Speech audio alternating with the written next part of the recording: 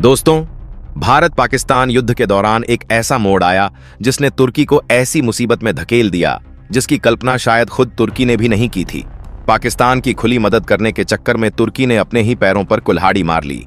इस एक चाल के चलते तुर्की को भविष्य में न केवल मिलियंस बल्कि बिलियंस डॉलर तक का नुकसान उठाना पड़ सकता है, और इसकी वजह है वो एडवांस ड्रोन टेक्नोलॉजी जिसे तुर्की ने पाकिस्तान को सौंपा था। पाकिस्तान ने तुर्की से मिले ड्रोन भारत के खिलाफ इस्तेमाल किए, लेकिन उन्हें क्या पता था कि भारत सिर्फ हमले झेलने वाला देश नहीं बल्कि उस टेक्नोलॉजी को पलटकर दुश्मनों पर इस्तेमाल करने की ताकत भी रखता है। इन ड्रोन को भारत ने न केवल इंटरसेप्ट किया बल्कि कई ऐसे ड्रोन भारतीय सीमा में गिरे जिन्हें भारत अब रिस्टोर कर रहा है। पूरी तरह से नहीं सही, लेकिन जितना डाटा भारत ने निकाला है वह तुर्की की नींद उड़ाने के लिए काफी है। इन ड्रोन के सर्किट, उनमें लगे मटेरियल, विस्फोटक की प्रकृति, बैटरियों की तकनीक, इंजन की बनावट, सब कुछ भारत के हाथ लग चुका है।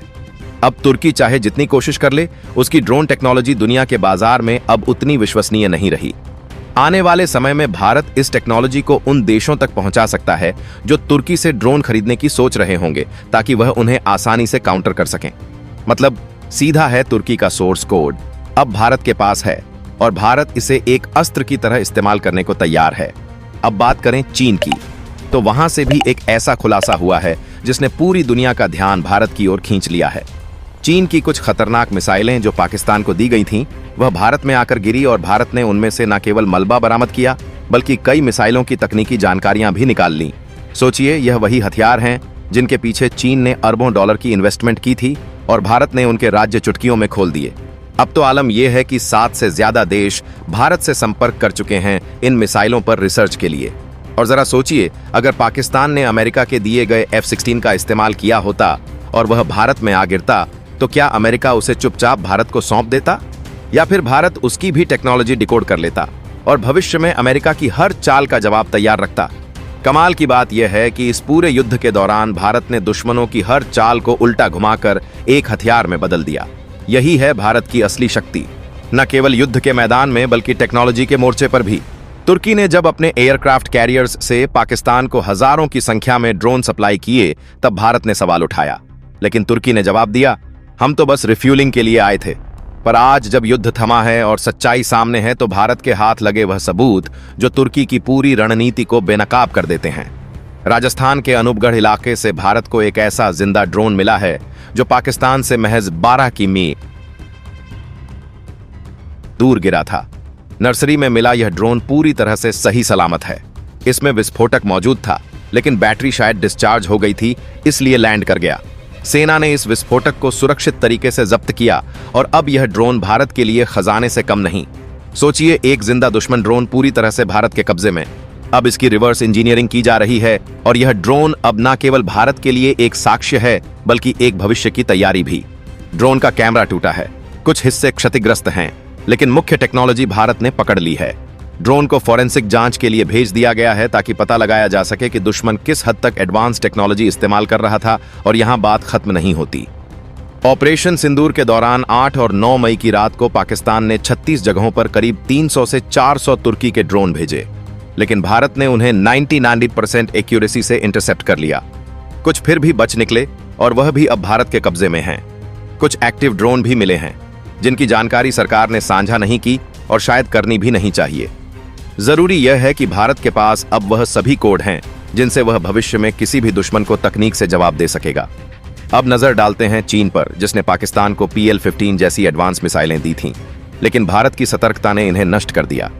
एक PL-15 मिसाइल का मलबा पंजाब के होशियारपुर से बरामद हुआ और यह मलबा अब दुनिया के 7 बड़े देशों के लिए अनमोल खजाना बन गया है। अमेरिका, ब्रिटेन, कनाडा, ऑस्ट्रेलिया और न्यूजीलैंड यानी 5 आइज देशों ने भारत से इस डाटा को साझा करने की अपील की है, क्योंकि उन्हें पता है आने वाले कल में चीन सिर्फ एक पड़ोसी नहीं बल्कि एक वैश्विक चुनौती बनने वाला है। चीन की मैन्युफैक्चरिंग, उसकी इकोनॉमी और अब डिफेंस इंडस्ट्री, सब कुछ सुपर पावर बनने की राह पर है। लेकिन भारत ने एक मिसाइल के मलबे से ही चीन की ताकत को खोल कर रख दिया है। इस PL-15 में मौजूद था active radar Sikar data link referential unit जैसी संवेदनशील टेक्नोलॉजी, जिसे भारत ने सफलतापूर्वक रिस्टोर कर लिया है। इससे न केवल रक्षा तैयारियों को बढ़ावा मिलेगा बल्कि DRDO जैसी संस्थाएं अब इन हथियारों का गहन विश्लेषण कर सकेंगी और भारत की मिसाइलें जैसे अस्त्रा AMK-2, MK3 और BVR एम को और भी घातक बना सकेंगी। अब फ्रांस और जापान भी इस डाटा को मांग रहे हैं ताकि वह अपने हथियारों को चाइनीज तकनीक के खिलाफ और मजबूत कर सकें। राफेल जैसे फाइटर जेट्स की साख भारत ने पहले ही बढ़ा दी है और अब फ्रांस भारत के अनुभव से सीखना चाहता है, और जापान जो पहले से ही चीन का कट्टर विरोधी है वह भी PL-1 की तकनीक को समझने के लिए बेताब है।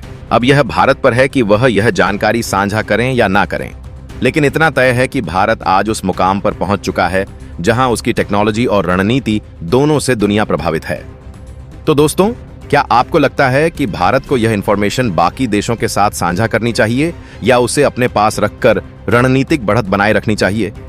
अब जरा सोचिए, यह तो सिर्फ शुरुआत है। तुर्की और चीन ने पाकिस्तान के जरिए जो चाल चली थी वह चाल अब उनके ही खिलाफ हथियार बन चुकी है। भारत के हाथ जो टेक्नोलॉजी लगी है वह सिर्फ एक युद्ध की जीत नहीं बल्कि भविष्य के युद्धों की तैयारी का संकेत है।